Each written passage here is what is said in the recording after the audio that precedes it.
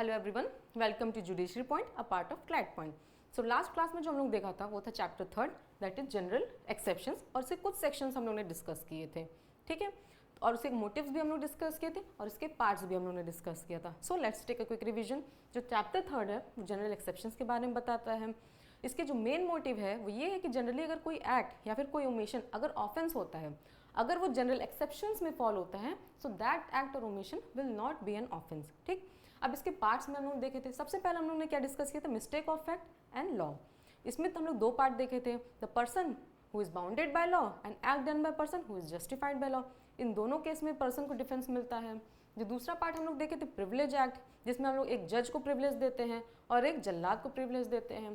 जो तीसरा था वो एक्सीडेंट था, कि अगर कोई भी एक्ट अगर एक्सीडेंट और मिसफॉर्चून में हुआ है with due care and caution in good faith, ठीक है, तो उसको हम लोग एक्सीडेंट का डिफेंस देते हैं। जो चौथा था वो नेसेसिटी का था। इसमें हम लोग ने कहावत लिया था कि एक तरफ कुआं है तो दूसरी तरफ खाई है, ठीक है। मान लीजिए अगर आप कोई बड़े हार्म को अवॉइड करने के लिए, बचाने के लिए अगर आप छोटा मोटा हार्म कर दे रहे हैं तो इसमें आपको प्रिविलेज मिलेगा। जो पांचवा है इनकैपेसिटी टू कमिट क्राइम, इसमें कौन कौन आते हैं, इसमें जैसे कि मान लीजिए कोई अनसाउंड पर्सन है, चाइल्ड बिलो 12 ईयर्स हैं, 7 ईयर्स हैं, तो ये सब किस में आते हैं, इनकैपेसिटी टू कमिट क्राइम में, क्योंकि ये लोग मेंस्ट्रुअल फॉर्म नहीं कर सकते। छठवां है एक्ट डन विद कंसेंट। इसमें हम लोग ने आगे ये जो पार्ट है, act done with consent, triviality, private defence, ये हम लोग इस सेक्शन में डिस्कस करेंगे, ठीक। तो इसमें क्या क्या एक्ट डन विद कंसेंट में क्या क्या आता है कि मान लीजिए कोई डॉक्टर है, वो आपका इलाज कर रहे हैं और आपके कंसेंट से आपका इलाज कर रहे हैं, और इस दौरान अगर आपको कोई हार्म हो जा रहा है, कोई इंजरी हो जा रही है, इवन आपकी डेथ भी हो जा रही है, तो उसके लिए डॉक्टर को प्रिविलेज मिलेगा, ठीक। अब आ जाइए ट्रिवियलिटी, छोटे मोटे ऑफेंस में आपको डिफेंस मिलेगा। और जो आठवां है वो प्राइवेट डिफेंस है, तो ठीक है। So let's proceed. जो सेक्शन 14 है, इसको सेक्शन 14 से लेकर सेक्शन 22 तक हम लोग लास्ट क्लास में डिस्कस कर लिए थे। सो इसीलिए इस क्लास में हम लोग डिटेल्स में नहीं डिस्कस करके छोटे वाइज में हम लोग डिस्कस करेंगे, ठीक। सेक्शन 14 क्या बताता है, ये किसको डिफेंस देता है, an act done by person who is bounded by law, ठीक है। अगर कोई भी व्यक्ति अगर बाउंडेड बाय लॉ है, अगर वो कोई भी एक्ट कर रहा है जिसमें मिस्टेक ऑफ फैक्ट है, मिस्टेक ऑफ लॉ नहीं, mistake of fact, mistake of fact है, मिस्टेक ऑफ लॉ नहीं, in good faith believing himself to be bounded by law, तो इसमें इसको डिफेंस मिलेगा। जैसे कि ए एक पुलिस ऑफिसर है, इसको कोर्ट से ऑर्डर आता है कि आप जाइए सी को अरेस्ट करके लाइए। ये जाता है, पूरी इंक्वायरी करता है, सब कुछ करता है, नाम पता गाँव देहात सब पूछता है।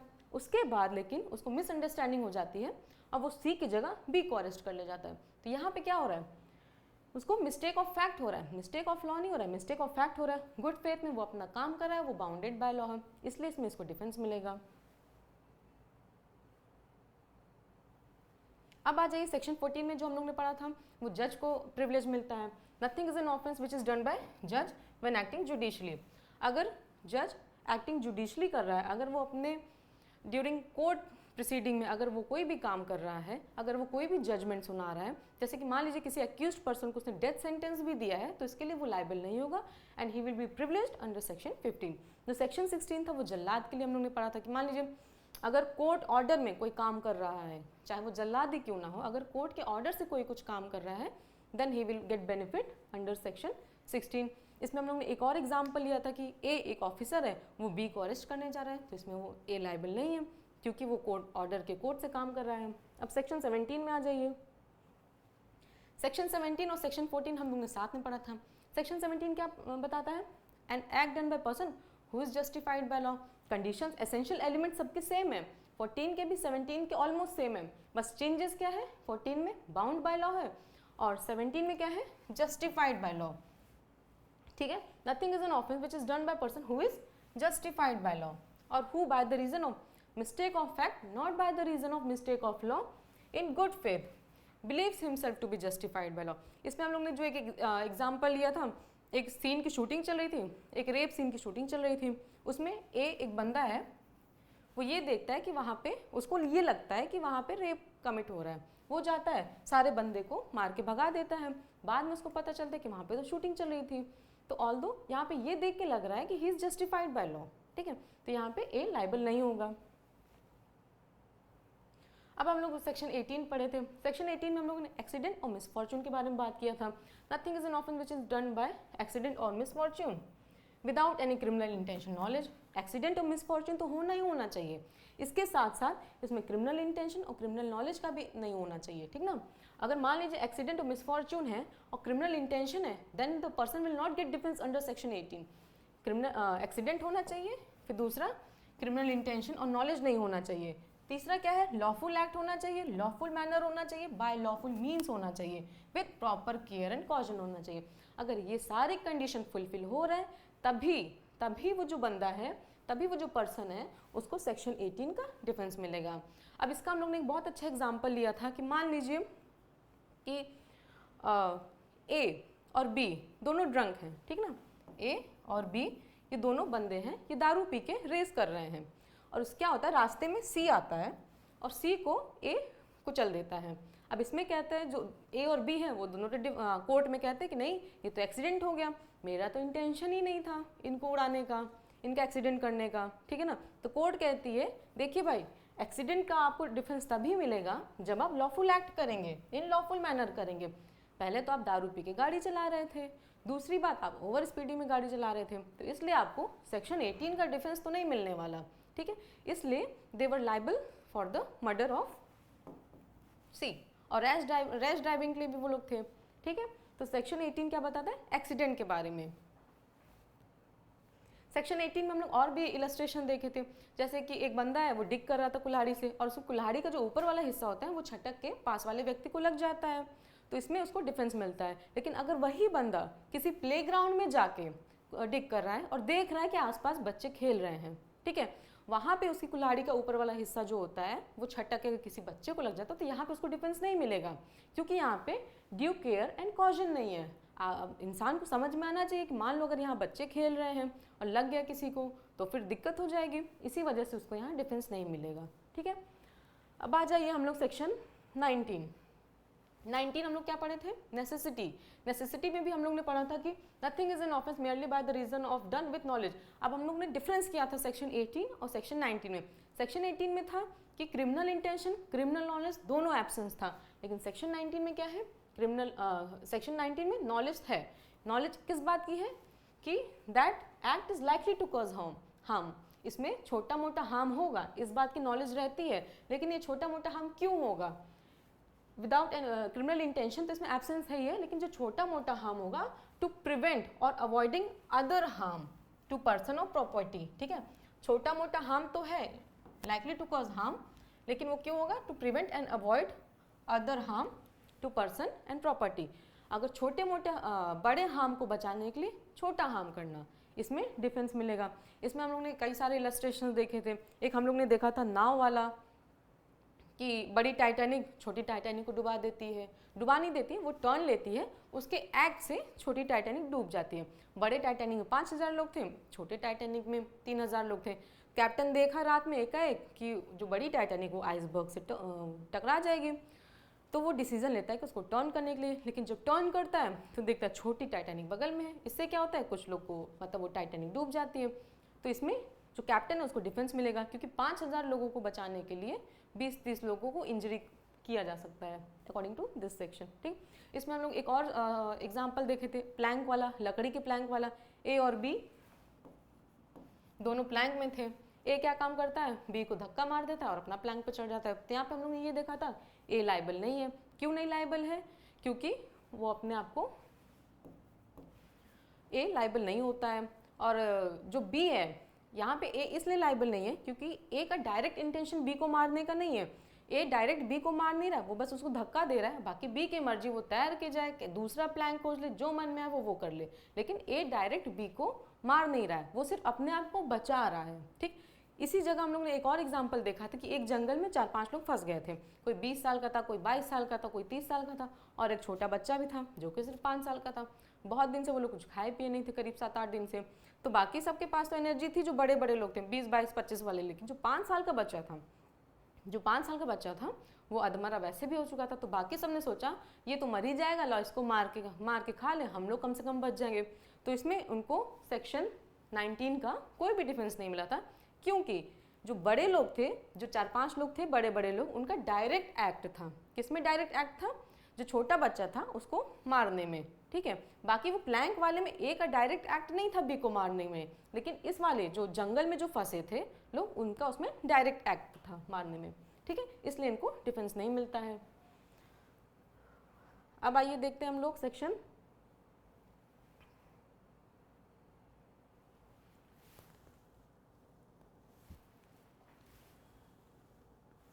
इसके बाद हम सेक्शन 20 पढ़े थे, that is Dolin capex, nothing is an offence which is done by person below 7 year. अगर 7 साल के नीचे बच्चा अगर कोई भी ऑफेंस करे, कोई भी क्राइम कमिट करे, तो उसको एब्सोल्यूट इम्यूनिटी मिलेगी, he will not liable for any act, ठीक है।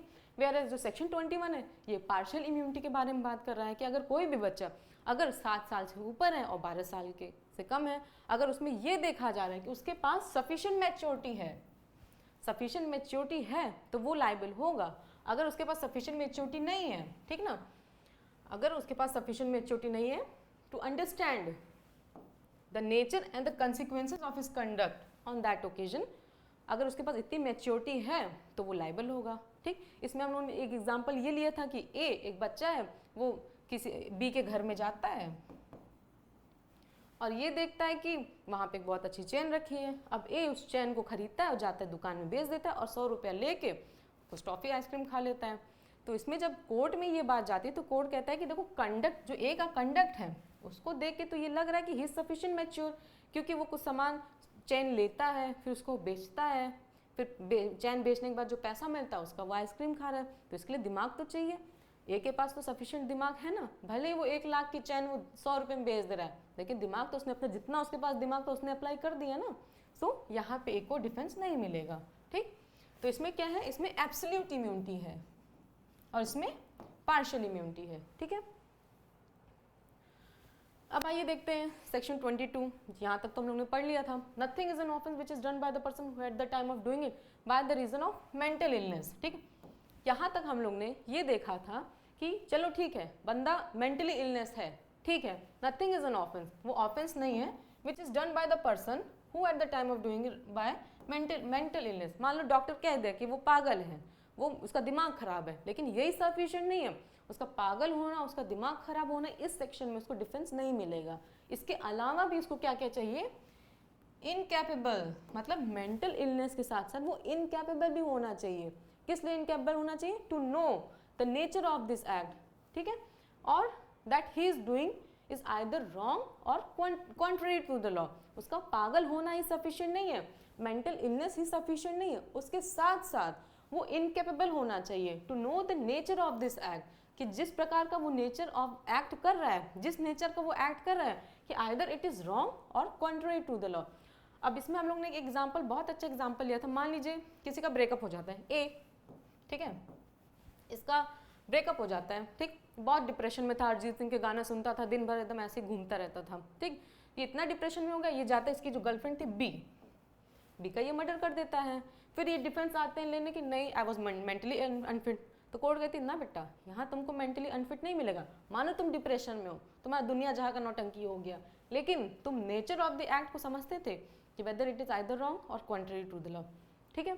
यहाँ और इसी जगह हम लोग ने एक और एग्जाम्पल लिया था। मान लीजिए ए है,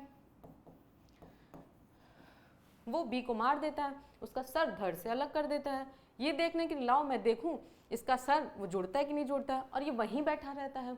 तो यहाँ पे इसके कंडक्ट से ये साफ दिख रहा है कि जो ए है वो मेंटली अनफिट है, और मेंटली अनफिट के साथ incapable to know the nature of this act that he is doing either wrong और कंट्री टू द लॉ। ये जो सेक्शन 22 है ये बहुत इंपॉर्टेंट सेक्शंस है, प्री के लिए भी मेंस के लिए भी। मेंस में से क्वेश्चन हर दूसरे तीसरे साल आता ही आता रहता है, ठीक। तो इसके लिए आपको सबसे पहले इसका एक एसेंशियल एलिमेंट निकालना इस सेक्शन में बहुत ज़रूरी है। तो सबसे पहला क्या एसेंशियल एलिमेंट है, act done by the person who is mentally ill, ठीक। पहली बात तो वो पागल होना चाहिए, मेडिकली पागल होना चाहिए। इसमें 2 टाइप की बात हुई है, medical unsoundness and legal unsoundness, ठीक। मेडिकल अनसाउंडनेस में क्या होता है कि डॉक्टर चलो कह दे कि नहीं ये पागल है, इनके पागल की दवाई चल रही है, लेकिन मेडिकल अनसाउंडनेस के साथ साथ ये लीगल अनसाउंड का भी क्राइटेरिया ये फुलफिल करना चाहिए।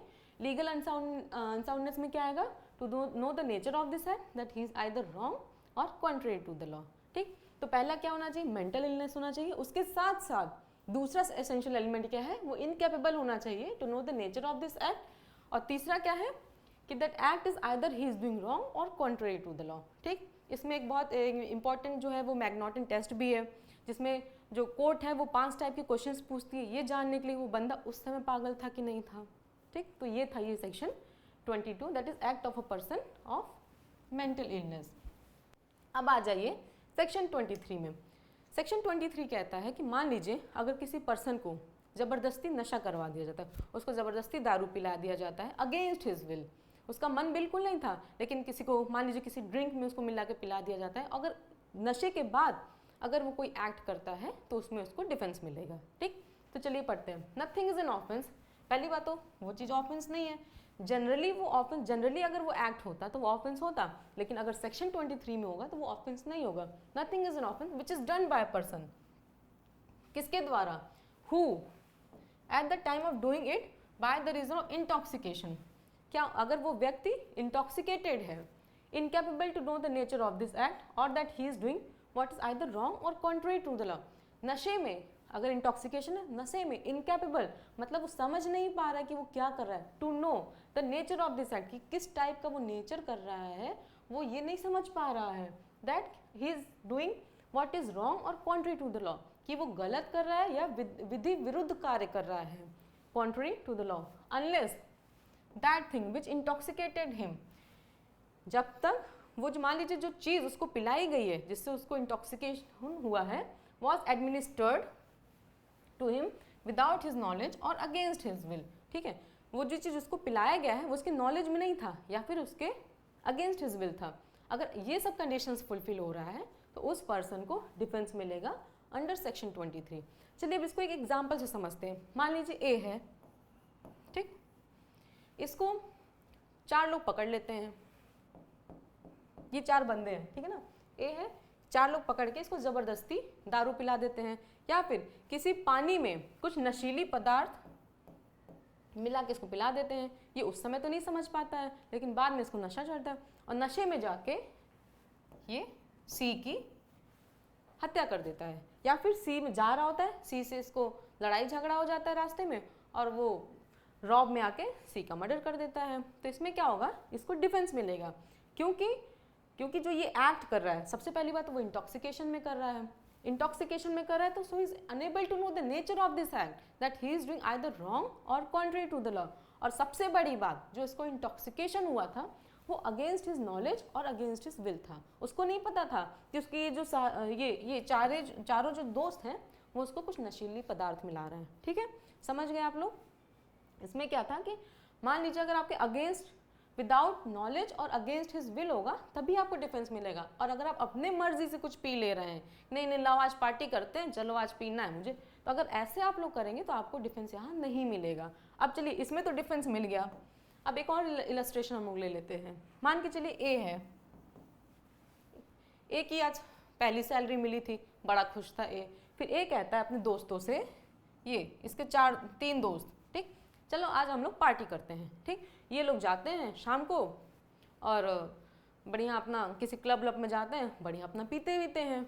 अब इसमें क्या होता है, पीने के बाद ए का किसी से झगड़ा हो जाता है, सी से झगड़ा हो जाता है, रॉब में आके ए गोली निकालता है, उसको मार देता है, ग्रेव एंड सडन प्रोवोकेशन में आता है, गोली निकाल के सी को भैया मार देता है।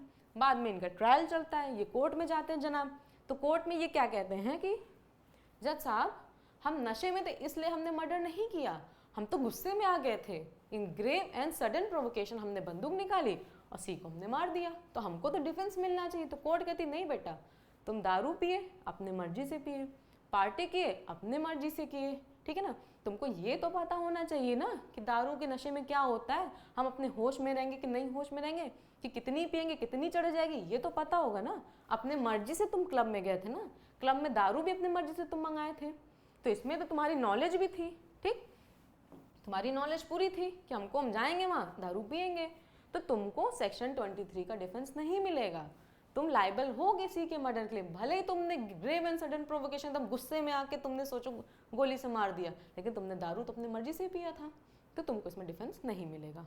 समझ गए आप लोग। ये सेक्शन भी बहुत इंपॉर्टेंट है, प्री के लिए भी मेंस के लिए भी। प्री में इसके सबसे पहली बात तो सेक्शन नंबर पूछता है कि in which section it has been provided, तो आपको सेक्शन याद होना चाहिए।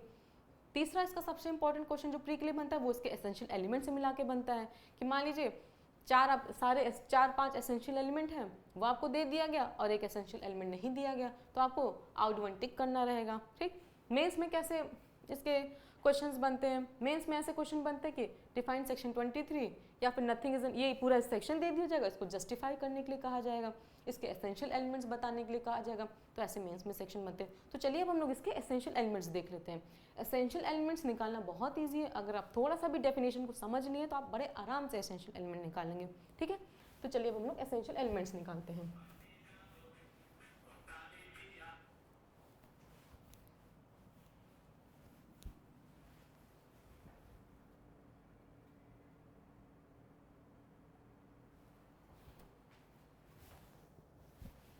सबसे पहला जो एसेंशियल एलिमेंट होगा कि act done by the person who at the time of doing it by the reason of intoxication, वो इंटॉक्सिकेटेड होना चाहिए। इंटॉक्सिकेशन होते हो उसके साथ साथ, ठीक, इतना ही सफिशिएंट नहीं है, पहला तो ये हो गया। दूसरा, इंटॉक्सिकेशन के साथ साथ incapable to know the nature of this act, ठीक, that he is doing what is either wrong और कॉन्ट्ररी टू द लॉ। ठीक, पहला तो इंटॉक्सिकेशन होना चाहिए, दूसरा वो इनकैपेबल होना चाहिए to know the nature of this act that what he is doing, कि वो रॉन्ग है कि कॉन्ट्ररी टू द लॉ है। ठीक, तीसरा जो मेन है, जो इंटॉक्सिकेशन होना चाहिए विदाउट हिज नॉलेज और अगेंस्ट हिज विल होना चाहिए। ठीक, तो ये तीन एसेंशियल एलिमेंट है। अगर ये तीनों फुलफिल हो रहा है तभी इस बंदे को इसमें डिफेंस मिलेगा। मान लीजिए तीनों में से अगर एक भी लैग होता है कि अगर इंटॉक्सिकेशन हो रहा है, अगर उसके मर्जी से हो रहा है, ठीक है, तब उसमें इसको डिफेंस नहीं मिलने वाला। समझ गए आप लोग? चलिए अब आते हैं next section, that is section number 23। Sorry, section number 24। 24 क्या कहता है? 24, चल पहले हम लोग इसको आसान भाषा में समझते हैं। ठीक, सेक्शन 24 कहता है कि मान लीजिए अगर आप जाते हैं अपने मर्जी से पी लेते हैं, ठीक ना, उसी का एक्सटेंडेड फॉर्म है 23 का, सेक्शन 23 का एक्सटेंडेड फॉर्म है section 24, that is offence requiring a particular intent और knowledge committed by one who is intoxicated. चलिए अब इसको हम आसान भाषा में समझते हैं। ठीक, मान लीजिए एक पर्सन है, वो अपने मर्जी से पीता है, ठीक है, और जाके कोई क्राइम कमिट करता है, तो कोर्ट यहाँ पे कहती है अगर आप पीने के बाद जो ऑफेंस कर रहे हैं तो ये माना जाएगा कि अगर आप नॉर्मल होते, अगर वही नॉलेज जो आपको पीने के बाद कमिट कर रहे हैं वही नॉलेज सेम होगा अगर आप नॉर्मली वही एक्ट कर रहे हो। ठीक, आप इस बात का डिफरेंस नहीं ले सकते कि हम तो पी रहे थे उसके बाद हमने ऑफेंस किया, नहीं, ऐसा माना जाएगा कि आप उस समय नॉर्मल थे क्योंकि आपने अपने मर्जी से पिया है। ठीक, चलिए, in case where an act is not an offence unless done with particular knowledge or in intent, a person who does the act in a state of intoxication shall be liable to be dealt with as if he has same knowledge as he would have not been intoxication। ठीक है, मान लीजिए, चलिए इसको example से समझते हैं क्योंकि इस सेक्शन में जो इसके वर्ड्स यूज किए गए बेयर एक्ट के वो काफ़ी ट्रिकी है, इसको हम लोग इलस्ट्रेशन के माध्यम से अच्छे समझ पाएंगे। ठीक, मान लीजिए ए है, वो जाता है नशे की हालत में, पार्टी शार्टी करता है, अपने मर्जी से दारू पी लेता है, फिर जाता है नशे की हालत में बी को मार देता है। ठीक, फिर ये आते हैं कोर्ट में डिफेंस लेते हैं कि नहीं मैं तो उस समय जानते नहीं था, मेरा कोई इंटेंशन नहीं था बी को मारने का, मेरा कोई नॉलेज नहीं था बी को मारने के लिए। लेकिन कोर्ट कहेगी बेटा अगर तुम अपने मर्जी से पिए हो तो ये माना जाएगा कि तुम्हारा इंटेंशन था, तुम नॉलेज थे, अगर नॉर्मल रहते तो तुम्हारा इंटेंशन रहता ना, माना जाएगा कि तुम नॉर्मल हो। इसमें देखिए लिखा गया है shall be liable to be dealt with as if he has same knowledge as he would have if he had not been intoxication. ये मान लिया जाएगा शराब पीने के बाद, अगर तुम अपने मर्जी से शराब पी रहे हो तब जाके कोई ऑफेंस कमिट कर रहे हो तो ये मान लिया जाएगा अगर तुम नॉर्मल भी होते तब भी वही ऑफेंस करते और तुमको उसी के तरीके से पनिशमेंट भी दिया जाएगा। इसमें कोई डिफेंस तुमको नहीं मिलेगा, उसी के तरीके से जैसे एक नॉर्मल व्यक्ति कोई ऑफेंस करता, जैसे उसको सजा मिलती वैसे तुमको भी सजा मिलेगी। ठीक, तुम इस बात का डिफेंस नहीं ले सकते कि नहीं मैं तो दारू पिया था, ना ना ना, दारू तुमने अपनी मर्जी से पिया था तो तुमको सजा भी वैसे मिलेगी जैसे तुम इंटॉक्सिकेटेड नहीं थे, जैसे एक नॉर्मल पर्सन था वैसे उसको सजा मिलेगी, तुमको कोई भी प्रकार का डिफेंस यहाँ नहीं मिलेगा। Unless the thing which intoxicated him was administered to him without his knowledge और अगेंस्ट हिज विल। समझ गए आप लोग? तो सेक्शन 23, सेक्शन 24, ठीक। ये दोनों जो सेक्शन बताता है ये इंटॉक्सिकेशन के बारे में बताता है। सेक्शन 23 क्या बताता है कि अगर इंटॉक्सिकेशन हुआ है अगेंस्ट हिज विल और अगेंस्ट हिज नॉलेज तो इसको डिफेंस मिलेगा। यहाँ पे क्या बता रहा है कि अगर आप मतलब मान लीजिए अगर आप कोई ऑफेंस करते हैं शराब पी के, इंटॉक्सिकेशन होके अगर ऑफेंस कर रहे हैं, अगर वो अपने मर्जी से कर रहे हैं तो आपको नॉर्मल पर्सन की तरह सज़ा मिलेगा। आप इस बात का डिफेंस नहीं ले सकते कि मैं तो नशे में था, ठीक है। तो ये सेक्शन 24 बताता है। अब चलिए आते हैं सेक्शन 25। सेक्शन 25 क्या बताता है? Act not intended not known to be likely to cause death और grievous hurt done by consent, ठीक। चलिए अब इसको सबसे पहले एक एग्जाम्पल से समझते हैं क्योंकि इसकी लैंग्वेज भी थोड़ी ट्रिकी है, तो बेहतर होगा पहले एक एग्जाम्पल से समझ लीजिए। मान लीजिए ए है और बी है। आपने जोधा अकबर मूवी देखी होगी ऐश्वर्या राय और ऋतिक रोशन की। बीच में एक सीन रहता है कि ऐश्वर्या राय और ऋतिक रोशन क्या होता है, तलवारबाजी कर रहे होते हैं, ठीक है। मान लीजिए आप उस तलवारबाजी के दौरान ऋतिक रोशन से ऐश्वर्या राय को चोट लग जाती है, तो क्या ऐश्वर्या राय कोर्ट जा सकती है क्लेम करने कि नहीं मुझे तो चोट लग गई, इनको ग्रीवियस हर्ट के लिए सजा होनी चाहिए या फिर हर्ट के लिए सजा होनी चाहिए? तो द आंसर इज नो, ठीक है। क्योंकि इसका आंसर इस सेक्शन में छुपा हुआ है, ठीक। Nothing which is not intended to cause death और ग्रीवियस हर्ट, ठीक है, and which is not known by the doer that it is likely to cause death और ग्रीवियस हर्ट। अब देखिए इसको सबसे पहले तो आप दो पार्ट में डिवाइड कर दीजिए। पहला क्या बताता है? इंटेंशन, कि आपका इंटेंशन नहीं होना चाहिए, ठीक। दूसरा क्या बताता है? नॉलेज, इंटेंशन के साथ साथ आपका नॉलेज भी नहीं होना चाहिए। Which is not intended to cause death और ग्रीवियस हर्ट और and which is not known by the doer to be likely to cause death और ग्रीवियस हर्ट, ठीक। इंटेंशन तो नहीं होना चाहिए मारने का, लेकिन उसके साथ साथ आपका नॉलेज भी नहीं होना चाहिए, ठीक। तो यहाँ पे नॉलेज हो गया। Is an offence by the reason of any harm which may caused. देखिए अब यहाँ पे इंटेंशन नॉलेज किसका नहीं होना चाहिए? डेथ का और ग्रीवियस हर्ट का, ठीक। इंटेंशन नॉलेज डेथ का भी नहीं होना चाहिए, ग्रीवियस हर्ट का भी नहीं होना चाहिए, जिसकी वजह से थोड़ा सा हार्म हो गया है। और be intended by the doer to cause और to any person above 18 year of age who has given consent, ठीक ना, वेदर एक्सप्रेस्ड और इम्प्लाइड। अगर वो बंदा कैसा होना चाहिए? 18 साल के ऊपर होना चाहिए और उसने खुद कंसेंट दिया हो, चाहे वो एक्सप्रेस्ड हो चाहे वो इम्प्लाइड हो, टू सफर दैट हार्म, ठीक, टू सफर दैट हार्म। मान लीजिए कोई गेम है, ठीक है, जैसे इसी तलवारबाजी में ही एक बंदा है बी बंदा है, दोनों लोग तलवारबाजी कर रहे हैं, अपने मर्जी से गए तलवारबाजी करने। कोई कंपटीशन हो रहा था उसमें ये लोग गए तलवारबाजी करने, ठीक ना। तो इसमें क्या ये लोग अपने मर्जी से ही तो गए हैं, तो अपने मर्जी से तो गए हैं विथ हिज ओन कंसेंट, ये दोनों अपने मर्जी से गए हैं, ठीक। इन लोग की एज कितनी है? अबव 18 है, ठीक है। तो इसमें अगर किसी को भी चोट लग जा रहा है, मान लीजिए ए को चोट लग जा रहा है, बी को चोट लग जा रहा है, यहाँ पे चोट लगना मतलब harm, to suffer that harm, ठीक है। तो इन दोनों मान लीजिए बी ने एक ऐसा तलवार चलाया कि ए को चोट लगे, अब ए कोर्ट में जाके बी को शू नहीं कर सकता है हार्म के लिए, ठीक है। तो ये सेक्शन क्या होता है? खिलाड़ियों को, जनरली इस सेक्शन का यूज होता है खिलाड़ियों में। तो सेक्शन 5 जो 25 होता है ये प्रिविलेज डिफेंस देता है, किसको? प्लेयर्स को देता है कि मान लीजिए आप खेल में कहीं किसी को चोट लगी, अब जिसको चोट लगी वो तो कोर्ट पहुंच गया कि नहीं इनको बीएनएस के सेक्शन में बुक किया जाए, इन्होंने तो मुझे हर्ट कर दिया, तो दूसरा खिलाड़ी तो बुक हो जाएगा। इसलिए डिफेंस देने के लिए सेक्शन 25 बताया गया है कि अगर ऐसा कुछ हो रहा है, अगर ऐसा कुछ गेम है, आपको पता है कि उसमें थोड़ी बहुत हार्म इन्वॉल्व है, थोड़ी बहुत इंजरी हो सकती है, उसके बाद भी आप अपने मर्जी से खेलने जा रहे हैं, ठीक, अपने कंसेंट आप दिए हैं कि नहीं हम जा रहे हैं, चाहे वो कंसेंट एक्सप्रेस्ड हो चाहे वो कंसेंट इम्प्लाइड हो, तो आप लाइबल नहीं होंगे, ना आप दूसरों को लाइबल ठहरा सकते हैं, ठीक, क्योंकि आप अपने मर्जी से गए हैं खेलने। अब एक और एग्जाम्पल ले लीजिए, एक कुश्ती वाला गेम जो होता है, ठीक, रेसलिंग, उसमें ये ए है ये बी है, ये दोनों उठा के भैया पटके पड़े एक दूसरे को, ठीक है। क्या होता है कि ए, अब गेम चल रहा होता है, पहली बात तो ए और बी दोनों अपनी मर्जी से पार्टिसिपेट किए हैं, ठीक, दोनों मेजर हैं, ठीक। अब चलिए गेम चल रहा है, अब ए उठा के बी को कायदे से पटक देते हैं, अब बी को थोड़ी बहुत चोट लग जाती है, बी पता लगे चले जाएं कोर्ट कि नहीं हमको तो ए ने पटक दिया, हमको चोट लग गई, तो उसमें ए लाइबल नहीं होगा। क्यों नहीं लाइबल होगा? क्योंकि आप दोनों अपने मर्जी से आए थे, आप दोनों 18+ हैं, आप दोनों अपने मर्जी से आए थे, आपको पता था कि आप इस गेम में थोड़ी बहुत हार्म हो सकता है, इसीलिए इसमें ए को डिफेंस मिलेगा, ठीक। अनलेस इसमें एक एक्सेप्शन भी है कि आपको ये इंटेंशन नहीं होना चाहिए, ना कि नॉलेज होना चाहिए। किसके लिए? डेथ या फिर ग्रीवियस हर्ट के लिए, ठीक है।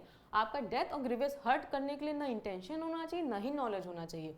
हर्ट हो रहा है तो ठीक है, हर्ट हो रहा है तो आपको डिफेंस मिलेगा, ठीक है, लेकिन ग्रीवियस हर्ट और डेथ नहीं होना चाहिए, ठीक। अब चलिए एक और एग्जांपल ले लेते हैं। मान लीजिए अभी इन दोनों में 3 लोगों को डिफेंस मिलेगा। एक तलवारबाजी हो गया, इसमें डिफेंस मिलेगा। एक कुश्ती हो गया, उसमें डिफेंस मिलेगा, ठीक है। मान लीजिए ए एक सपेरा है, ठीक। भैया वो सांप आप लेके आते हैं एक गांव में एक बच्चा है, बी फॉर बच्चा मान लेते हैं, ठीक। अब ए कहते हैं तुम इस सांप से, ए कहते हैं बी से कहते हैं कि भाई ये सांप है, ये बहुत अच्छा सांप है, आप इससे अपने आप को कटवा लो। बी कहते हैं नहीं हम नहीं कटवाएंगे। तो ए कहते हैं मेरे पर भरोसा रखो, मेरे पास ऐसा मंत्र है कि हम जैसे ही मारेंगे तुम सही हो जाओगे, तुम मरोगे नहीं, मेरे ऊपर भरोसा रखो, ये सांप काटेगा, मैं तुमको बचाऊंगा, ठीक है। भाई बी जो है वो सांप से, ये सांप है, ठीक है ना। बी क्या करते हैं, सांप से कटवा लेते हैं और बी वहीं निपट जाते हैं, ठीक ना। तो क्या यहाँ पे ए को डिफेंस मिलेगा? क्या यहाँ पे ए को डिफेंस मिलेगा? तो द आंसर इज नो, ए को यहाँ डिफेंस नहीं मिलेगा। भाई तुम कितना भी कह लो तुमको मंत्र आता है, तंत्र आता है, लेकिन तुमको डिफेंस इसलिए नहीं मिलेगा क्योंकि तुमको यहाँ कहीं ना कहीं पता था, तुमको यहाँ कहीं ना कहीं नॉलेज था। ये देख रहे हैं, नॉलेज कि सांप के काटने से बी की डेथ हो सकती है, ठीक। तो अगर तुम्हारे पास अगर नॉलेज है that by this act death can be caused of B, तो आप लायबल होगे, आपको सेक्शन 25 का डिफेंस नहीं मिलेगा। समझ गए आप लोग, ठीक है। तो ये था 3 इलस्ट्रेशन। ये 3 इलस्ट्रेशन हम लोग इसलिए पढ़े हैं कि तीनों में प्री से भी और मेन से भी क्वेश्चन आता है कई बार। एक ये तलवारबाजी वाला, मान लो ए बी दोनों तलवार से अपना कंपटीशन कर रहे हैं, तलवारबाजी कर रहे हैं, किसी को चोट लग गई तो इसमें डिफेंस मिलेगा। कुश्ती वाले में भी डिफेंस मिलेगा, लेकिन सांप वाले में डिफेंस नहीं मिलेगा। क्यों नहीं मिलेगा? क्योंकि कहीं ना कहीं ये हर एक इंसान को पता है कि भैया सांप काट लेगा तो मरना तय है, ठीक। सांप में जहर होता है, तो एक ए यहाँ पे लाइबल होगा, ठीक। एक और इलस्ट्रेशन है, कार रेसिंग वाला भी बहुत सारे एग्जाम में आया है कि मान लीजिए ए है और बी है और भी बहुत सारे लोग हैं भाई कार रेसिंग में पार्टिसिपेट कर रहे हैं, अपने मर्जी से गए, भाई पहले तो तुम मेजर हो, 18+ हो, अपने मर्जी से गए कार रेसिंग में पार्टिसिपेट करने। अब तुम्हें उसी दौरान कहीं तुम्हारी कार वार पलट जाती है, या फिर ए और बी मान लीजिए ऐसे सब कार वाले जा रहे हैं, इन दोनों का क्लैश हो जाता है, भाई कार इनकी पलट गई। अब तुम ए यहाँ पे बी को शू नहीं कर सकता है, ना ही बी लाइबल है, क्योंकि ये गेम है और गेम में मतलब अगर आप किसी गेम में उतर रहे हो इस टाइप के, तो आपको ये पता हो कि थोड़े बहुत हार्म हो सकते हैं, ठीक। तो इसके लिए आप किसी को लाइबल नहीं ठहरा सकते और आप सबको इसमें डिफेंस मिलेगा, ठीक। एक और इलस्ट्रेशन बहुत सारा एग्जाम में पूछता है कि मान लीजिए हम लोग किसी स्टेडियम में जाते हैं मैच देखने, ठीक। ये समझ लीजिए ये जो है ये स्टेडियम है, यहाँ पे मैच चल रहा है, ठीक। मैच देखने जाते हैं। अब एक लोग यहाँ भैया खड़े थे, एक प्लेयर था, वो इतनी मतलब वो छक्का मारता है, गेंद जाती है और इनके भैया सर पे लग जाती है टन से, ठीक। अब ये पहुंच जाते हैं कोर्ट कि हमको सर में चोट लग गई, हम तो हर्ट हो गए। तो कोर्ट ने कहा बेटा यहाँ पे जो प्लेयर है वो लायबल नहीं होगा। क्यों नहीं लायबल है? क्योंकि आप मर्जी से गए थे भैया अपने मैच देखने, आपको इतनी बहुत पता होनी चाहिए कि मान लो कहीं चोट लग गई, बॉल वॉल लग गई, आप इसके लिए तैयार रहिए। आप तो अपने मर्जी से गए थे, आप अपने कंसर्न से गए थे, प्लस आप मेजर हो, तो इसलिए यहाँ पे भी प्लेयर लायबल नहीं होगा, ठीक है। ये सारे इलस्ट्रेशंस इंपॉर्टेंट हैं क्योंकि इसमें कहीं ना कहीं क्वेश्चंस बन जाते हैं। इवन ये सेक्शन भी बहुत इंपॉर्टेंट है कि अगर आप किसी गेम में कहीं भी जा रहे हो पार्टिसिपेट करने, 18+ हो आप, ठीक, आप मेजर हो, ये देखिए यहाँ पे लिखा है above 18 years who has given consent, आपने खुद कंसेंट दिया है, आइदर एक्सप्रेस्ड और implied to suffer that harm. आपको पता है कि ऐसा गेम है कि मैं जाऊंगा तो मुझे कहीं ना कहीं चोट लगेगी, और by the reason of any harm which may be known by the doer to likely to cause, यहाँ पे आशंका भी है कि नहीं अच्छा ऐसा हो सकता है। Such person whose consent to be taken take the risk of that harm, और आपने अपनी मर्जी से गया रिस्क लिए, उसके बावजूद भी आप सामने वाले को लायबल नहीं ठहरा सकते, ठीक। तो this is all about section 25। चलिए इसका इलस्ट्रेशन देख लेते हैं। A and Z agree to fence with each other for amusement. This agreement implies the consent of each to suffer any harm. ठीक, आप दोनों साथ में उतरे भाई, झगड़ा करने, कुश्ती करने उतरे, अब ये दोनों क्या होता है, कंसेंट में माना जाएगा। Any harm in the course of such fencing may be caused without foul play and if A while playing fairly hurts that A has committed no offence. ठीक, अब चलिए इस इलस्ट्रेशन को देख के एक और कंडीशन हम लोग को ये समझ में आता है कि आप मान के चलिए, आप तो अगर अच्छे से खेल रहे हो, ए और बी का कुश्ती में अगर ढंग से खेल रहे हो, आप लोग विद टर्म्स एंड कंडीशन खेल रहे हो, तो आप तो लाइबल नहीं होगा। मान लीजिए ए है और जेड है, ये दोनों कुश्ती लड़ रहे हैं, जब तक आप लोग अच्छे से खेलो तब तक तो ठीक। अब मान लीजिए ए इसी में सठिया जाता है, पुराना बदला अपना याद करके जेड को उठा के धै पटकता है, खूब पटकता है, इसमें क्या होगा, ए को डिफेंस नहीं मिलेगा, क्योंकि यहाँ पे आपके मेंशरी आ गया, आपको अपना बदला याद आ गया है। ठीक, तो इसलिए यहाँ पे ए को डिफेंस नहीं मिलेगा, ए विल बी लाइबल। ठीक, चलिए अब आते हैं act not intended to cause death by consent in good faith for the person benefit. इस सेक्शन जो सेक्शन 26 है, इस सेक्शन जनरली बनाया गया है डॉक्टर्स को प्रोटेक्ट करने के लिए। ठीक है, तो चलिए अब इसको पढ़ते हैं हम लोग। Nothing which is not intended to cause death, सबसे पहला तो आपका इंटेंशन होना चाहिए डेथ कारित करने का नहीं होना चाहिए। ठीक, is an offence by the reason of any harm which it may cause और be intended by the doer to cause और known by the doer likely to cause. ठीक, अगर हार्म, कोई भी हार्म हो रहा है, आपका डेथ कारित करने का इंटेंशन नहीं है, लेकिन अगर किसी रीजन वश अगर हार्म हो जा रहा है, ठीक, या फिर इंटेंटेड या फिर नॉलेज भी है, ठीक है, नहीं इस ऐसे करेंगे तो थोड़ा बहुत हार्म हो जाएगा, to any person for whose benefit, उस पर्सन के बेनिफिट के लिए ये काम होना चाहिए in good faith, and who has given the consent, consent भी उसने दिया है, उसके बेनिफिट भी है, गुड फेथ भी है, और उसने कंसेंट भी दिया है, whether express implied to suffer that harm और to take a risk of that harm. ठीक, चलिए अब इस सेशन को हम लोग एक इलस्ट्रेशन के माध्यम से समझते हैं। मान लीजिए ए है, ये डॉक्टर है। ठीक, अब ये देखते हैं बी की किडनी फेल हो रही है, अगर उस बी की किडनी को टाइम से नहीं निकाला गया तो ये इन्फेक्शन पूरी बॉडी में फैल जाएगा। तो फिर भाई बी डॉक्टर के पास जाते हैं, डॉक्टर इनसे कहते हैं कि देखिए मुझे आपका किडनी निकालना पड़ेगा, नहीं तो आप बच नहीं पाएंगे। तो किडनी निकालना क्या है, हार्म है। ठीक है, तो यहाँ क्या है, हार्म है, और फिर डॉक्टर इनका ऑपरेशन, बी का ऑपरेशन करते हैं और इनकी किडनी निकाल देते हैं, जिससे कि बी बच जाते हैं। ठीक, तो यहाँ पे मान लीजिए फिर बाद में बी कहेंगे नहीं आपने तो मेरी किडनी निकाल लिया, आपने मेरी जिंदगी बर्बाद कर दी है, तो ऐसा कुछ नहीं। यहाँ पे क्या होगा, डॉक्टर को प्रिविलेज मिलेगा कि डॉक्टर ने गुड फेथ में विथ बी कंसेंट, ठीक है, और for the benefit of B. पहली बात तो डॉक्टर का गुड फेथ था, बी का कंसेंट भी था, और बी के बेनिफिट के लिए कि तुम्हारे शरीर में और इन्फेक्शन ना फैले, तुम्हारे भलाई के लिए हमने तुम्हारी किडनी निकाल दी, तो तुम कल को आके हमको शू नहीं कर सकते हो, हम लाइबल नहीं होंगे तुम्हारी किडनी के लिए। ठीक है, तो यहाँ पे डॉक्टर को डिफेंस मिलेगा। ठीक, मान लीजिए एक और इलस्ट्रेशन ले लीजिए, ए है, ए एक सर्जन है, अब ए बी का अब सर्जरी कर रहा है। बी को क्या प्रॉब्लम थी कि उसके पैर में सड़न हो रही थी। ठीक, उसका जो पैर था वो पूरा सड़ रहा था। अब डॉक्टर ने कहा देखो भाई ये सड़न तुम्हारे पूरे शरीर में फैले, इससे पहले तुम्हारा पैर काट के निकालना पड़ेगा मुझे। भाई बी कह देता है ठीक है, बी ने अपनी परमिशन दे दी, कंसेंट भी दे दी, बी मेजर भी है, भाई 18+ है, बी मेजर भी है। तो इसमें क्या है, मान लीजिए जो ए है उसने सर्जरी कर दी और बी का पैर काट के निकाल दिया। कल को जाके बी कोर्ट में जाके ये नहीं कह सकते कि नहीं डॉक्टर ने मुझे ग्रीवियस हर्ट कर दिया, मेरा तो पैर ही निकाल दिया। ठीक, यहाँ पे ए को डिफेंस मिलेगा। क्यों? क्योंकि उसने कोई भी एक्ट किया है। पहली बात तो उसका जो एक्ट था वो बी के बेनिफिट के लिए है, बी के बेनिफिट के लिए है, और जो एक्ट है उसका वो गुड फेथ में है, बेनिफिट में है, प्लस गुड फेथ में है, प्लस कंसेंट में है। ठीक है ना, जो कि कंसेंट खुद बी ने दिया है। अब कंसेंट कैसा है, एक्सप्रेस्ड भी हो सकता है, इम्प्लाइड भी हो सकता है। तो इसमें क्या होगा, doctor will not B liable. Basically ये जो सेक्शन बनाया गया है ये डॉक्टर्स को बचाने के लिए बनाया गया है। ठीक है, समझ गए आप लोग? चलिए ठीक है, अब इसका एक और तो इसका एक और हम लोग इलस्ट्रेशन ले लेते हैं। मान लीजिए ये इस दोनों केस में भाई डॉक्टर पेशेंट का हम लोग ने देख लिया। मान लीजिए एक डॉक्टर है, वो क्या कहते हैं, बी उनके पास आता है। ठीक, कहता है कि डॉक्टर साहब मेरा आप ऐसा करो कि मेरा पैर छोटा हो जाए ताकि मुझे भीख अच्छी मिले, ताकि मैं अच्छे से भीख मांग सकूँ, लोग मुझे और दान दे। ठीक, अब डॉक्टर साहब कहते हैं अच्छा ठीक है भाई, अगर तुम कह रहे हो तो तुम्हारा पैर हम छोटा कर देते या फिर काट के निकाल ही देते हैं।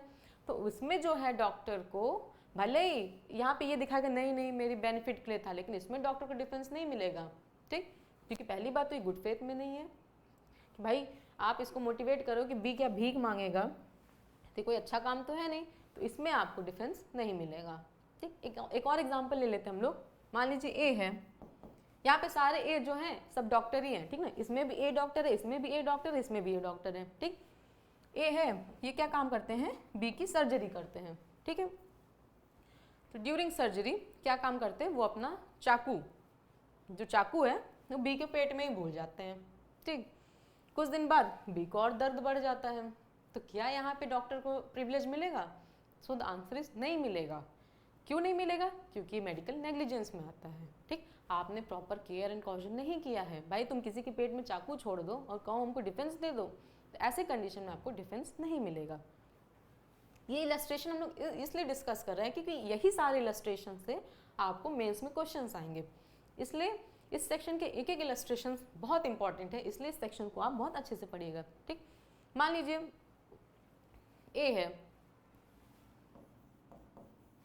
ए के पास कोई डिग्री विग्री नहीं है, ये फर्जी जैसे होते नहीं झोला छाप डॉक्टर, कहीं भी तंबू लगा के सड़क के बगल बैठ जाते हैं, वैसा डॉक्टर है ये। ठीक, अब ये बी है, बी ए के पास आते हैं कि नहीं मुझे तो कोई ऑपरेशन करवाना है। ए के पास कोई डिग्री नहीं है, इनके पास कोई एक्सपीरियंस नहीं है, लेकिन ये भी तब भी सोचते लो हम बी का इलाज कर देते हैं। ठीक, बी का इलाज करते समय इनका बहुत सारा खून बह जाता है, बी मर जाते हैं।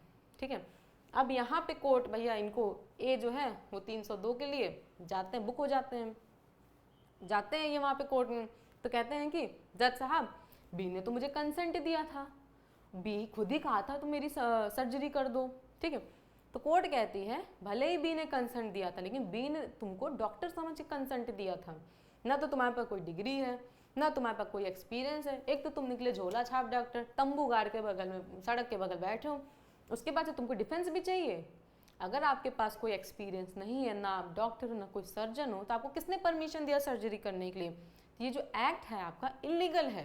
ठीक ना, एक्ट आपका लीगल नहीं है, भले ही बी ने कंसेंट दिया। ठीक ना, भले ही आप कह रहे हो नहीं उसी के बेनिफिट के लिए तो मैंने किया ये काम, नहीं तो हमको क्या जरूरत थी सर्जरी करने के लिए, हम तो गुड फेथ में थे, हम तो बी की भलाई चाह रहे थे, हम तो बी को बचाना चाह रहे थे, लेकिन कोर्ट कहेगा नहीं बेटा तुम तो लाइबल हो, ना तो तुम डॉक्टर, ना तो तुम सर्जन, ना तुम्हारे पास कोई डिग्री, चलो ऑपरेशन करने, तो ये लाइबल हो गए। ठीक है, ये इलस्ट्रेशन भी बहुत बार प्री में भी पूछा जा चुका और मेंस में भी पूछा गया है, तो समझ गए आप लोग। अब चलिए आते हैं इसका एसेंशियल एलिमेंट निकालते हैं सेक्शन का, क्योंकि ये सेक्शन ओवरऑल सेक्शन ये मेंस के लिए भी बहुत इंपॉर्टेंट है, इसलिए हमको इसका एसेंशियल एलिमेंट्स भी निकालना पड़ेगा।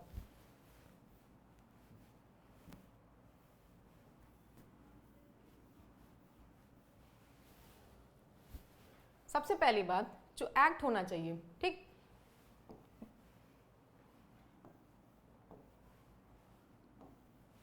जो एक्ट होना चाहिए वो क्या होना चाहिए, पर्सन के बेनिफिट के लिए होना चाहिए। ठीक, ऐसे फर्जी कोई एक्ट नहीं होना चाहिए, नहीं चलो हम देनदाता बने फिर रहे हैं, पर्सन के बेनिफिट के लिए होना चाहिए, बेनिफिट के साथ साथ वो गुड फेथ में होना चाहिए। ठीक, गुड फेथ के साथ साथ वो कंसेंट से होना चाहिए। कंसेंट कैसा हो सकता है, एक्सप्रेस्ड भी हो सकता है, इम्प्लाइड भी हो सकता है कि नहीं हम वो हार्म है वो हार्म सफ़र करेंगे। ठीक, कंसेंट के साथ होना चाहिए। कंसेंट कैसा होगा, एक्सप्रेस्ड भी हो सकता है, इम्प्लाइड भी हो सकता है। ठीक है, अगर ये ऐसा कंडीशन हो रहा है so the person will not be liable for the act. ठीक, nothing which is not intended to cause death, और उसका इंटेंशन कैसा होना चाहिए, डेथ कॉज करने का नहीं होना चाहिए, which is not intended to cause death. ठीक है, उसका इंटेंशन कैसा होना चाहिए, डेथ कॉज करने के लिए नहीं होना चाहिए, फिर क्या होना चाहिए, उसके बेनिफिट के लिए होना चाहिए, गुड फेथ में होना चाहिए, कंसेंट के लिए होना चाहिए, कंसेंट के साथ होना चाहिए। कंसेंट कैसा होता है, एक्सप्रेस्ड भी हो सकता है, इम्प्लाइड भी हो सकता है। चलिए अब हम लोग इसको समझते हैं, ये एक्सप्रेस्ड और इम्प्लाइड कंसेंट क्या होता है। ठीक, एक्सप्रेस्ड में क्या होता है, मान लीजिए आप किसी हॉस्पिटल में गए, ठीक, वहाँ पे क्या होता है कि अब ये ए है, बी है, ए डॉक्टर है और बी पेशेंट है। ठीक, पेशेंट जाते हैं तो डॉक्टर क्या काम करते हैं, पेशेंट के घर वालों से, ये जो सी हो गए, उनसे कहते हैं कि आप इस पे एग्रीमेंट पे साइन कर दो। मान लीजिए सर्जरी के दौरान बी की डेथ भी हो सकती है, ठीक है, या फिर बी से ही कहते हैं कि आप इस एग्रीमेंट पे साइन कर दो क्योंकि सर्जरी के दौरान आपकी डेथ भी हो सकती है। बी क्या करते हैं, साइन कर देते हैं, ठीक। तो ये क्या हो गया, एक्सप्रेस कंसेंट हो गया कि नहीं भाई हमने लिख के दे दिया कि ठीक है मैं कंसेंट दे रहा हूँ। अब इम्प्लाइड कंसेंट क्या होता है, इम्प्लाइड कंसेंट मान लीजिए कोई एक्सीडेंटल केस आया, बी भाई बहुत लहूलुहान है, ये कुछ लिख विख नहीं सकते, अधमरे टाइप के हैं ये, तो डॉक्टर इनसे पूछता है कि मैं आपके सर्जरी कर रहा हूँ, क्या इसमें कोई आप मुझे परमिशन दे रहे हैं।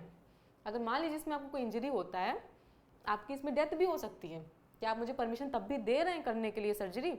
मान लीजिए ऐसे बी ने ऐसे अंगूठा दिखा दे कि नहीं नहीं हाँ वेल मैं दे रहा हूँ, ये क्या होगा, ये इम्प्लाइड कंसेंट हो गया, ठीक। तो कैसा हो गया, एक्सप्रेस्ड भी होना चाहिए, इम्प्लाइड भी होना चाहिए। टू सफ़र दैट हार्म और to take the risk of that harm, कि नहीं मैं ये हार्म सफ़र करने के लिए रेडी हूँ या फिर मैं रिस्क लेने के लिए रेडी हूँ। तो ठीक है, पहला क्या होना चाहिए, डेथ कॉज करने का इंटेंशन नहीं होना चाहिए। दूसरा क्या होना चाहिए, बेनिफिट के लिए होना चाहिए, गुड फेथ के लिए होना चाहिए, कंसेंट होना चाहिए, एक्सप्रेस्ड होना चाहिए, इम्प्लाइड होना चाहिए, ठीक। अगर ये सारे कंडीशन फुलफिल्ड हैं तो एक डॉक्टर है उसको प्रिविलेज मिलेगा। बेसिकली ये जो सेक्शन है वो डॉक्टर्स के लिए बनाया गया है, ठीक है। तो चलिए अब आते हैं इलस्ट्रेशन पे।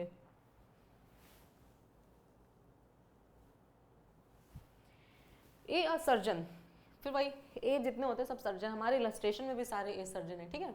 ए एक सर्जन है, knowing that a particular operation is likely to cause death of Z, वो कोई ऑपरेशन करने जा रहे हैं जिससे उनको पता है कि भाई अगर इस ऑपरेशन से जेड की डेथ भी हो सकती है। Who suffer under painful complaint, जिसको बहुत जो जेड है उसको एक पेन हो रहा है, but not intending to cause death Z, उसको पता है इस ऑपरेशन से जेड की डेथ हो जाएगी, मतलब हो सकती है, सॉरी जेड की डेथ हो सकती है, उसको पता है, लेकिन उसका इंटेंशन नहीं है डेथ कॉज करने का, ठीक। इन गुड फेथ, गुड फेथ में है Z's benefit performed that operation on Z with Z consent, A has committed no offense। मान लो वो ऑपरेशन कर भी दिया Z के बेनिफिट के लिए फॉर द Z कंसेंट, तो उसने कोई ऑफेंस नहीं किया है। समझ गए आप लोग। अब आइए सेक्शन 27 में। सेक्शन 27 क्या है, एग्रीवेटेड फॉर्म ऑफ सेक्शन 26 है, ठीक। सेक्शन 26 जो होता है वो जनरल रूल बताता है कि मान लो कोई बंदा है 25-26 साल का, वो खुद कंसेंट दे सकता है, इसलिए अगर वो खुद कंसेंट दे रहा है तो अगर उसके बेनिफिट में, उसके गुड फेथ में कोई पर्सन कोई काम कर रहा है तो वो इंजरी नहीं होगा, अरे सॉरी वो लायबल नहीं होगा। लेकिन सेक्शन 27 जो है, सेक्शन 27 क्या बताता है, ये चाइल्ड के बारे में बताता है, ठीक। Nothing which in good faith for the benefit of person under 12 year of age. मान लीजिए अगर वो बच्चा छोटा है तो छोटे बच्चे तो कंसेंट दे नहीं पाएंगे, क्योंकि छोटे बच्चों को क्या पता हमारे लिए क्या सही है क्या गलत है, ठीक। तो अगर वो बच्चा है 12 साल से नीचे की उम्र है तो उसको अपना सही गलत नहीं पता रहता, ठीक। और of a person with mental illness, मान लीजिए पागल है, ठीक, कोई मिल गया वाला ऋतिक रोशन है, ठीक है, मेंटल इलनेस है, by the consent either expressed और इम्प्लाइड ऑफ अ गार्जियन और पर्सन हैविंग लॉफुल चार्ज। इसके वाले में हम लोग सेक्शन 26 में देख रहे थे, जो बच्चा कंसेंट दे रहा है वो खुद कंसेंट दे रहा है, क्योंकि वो बड़ा है 25-26 साल का है, ना ही वो पागल है, वो मेजर है, तो इसलिए वो कंसेंट दे सकता है। मान लीजिए इनकेस अगर वो इंसान 12 साल से नीचे है या फिर पागल है तो उसके लिए कौन कंसेंट देगा, ये क्वेश्चन है कि नहीं। तो उसके लिए क्या सेक्शन 27 बताता है, उसके लिए कंसेंट देंगे उसके गार्जियन देंगे या फिर other person having lawful charge of that person, ठीक, या फिर जिसकी कस्टडी में वो बच्चा जो कि 12 साल के नीचे वो बच्चा या फिर जो मेंटली इल पर्सन है, उस इन दोनों की कंडीशन में जो कंसेंट देंगे, चाहे वो एक्सप्रेस्ड हो चाहे इम्प्लाइड हो, कंडीशन सेम है, ठीक है। कंसेंट जो देंगे वो उसके गार्जियन देंगे या फिर उसको वो person having lawful charge of that person, ठीक। ऐसे कंडीशन में ऑफेंस नहीं माना जाएगा, ठीक। अगर नॉर्मल पर्सन है, सेक्शन 26 क्या कहता है, नॉर्मल पर्सन तो वो खुद ही कंसेंट दे देगा, डॉक्टर खुद ही कंसेंट देगा कि ठीक है डॉक्टर साहब आप मेरी सर्जरी कर दो, मैं इस रिस्क के लिए तैयार हूँ, आप मेरे बेनिफिट के लिए काम कर रहे हो, तो ऐसे केस में डॉक्टर साहब लायबल नहीं होंगे, ठीक, क्योंकि वो बंदा खुद ही कंसेंट दे रहा है। लेकिन सेक्शन 27 में क्या बता रहा है, ये स्पेसिफिकली ये बता रहे हैं कि अगर कोई बच्चा है या फिर कोई पागल इंसान है तो उसमें कौन कंसेंट देगा, उसमें जो कंसेंट देंगे उसके गार्जियन देंगे या फिर उसके पेरेंट्स देंगे। गार्जियन देंगे और the person having lawful charge of that person वो लोग कंसेंट देंगे, चाहे एक्सप्रेस्ड हो चाहे इम्प्लाइड हो, ठीक है। तो इसमें ऑफेंस नहीं होगा। So thank you so much. आज की क्लास में हम लोग इतना ही पढ़ते हैं, आगे हम लोग नेक्स्ट क्लास में देखेंगे।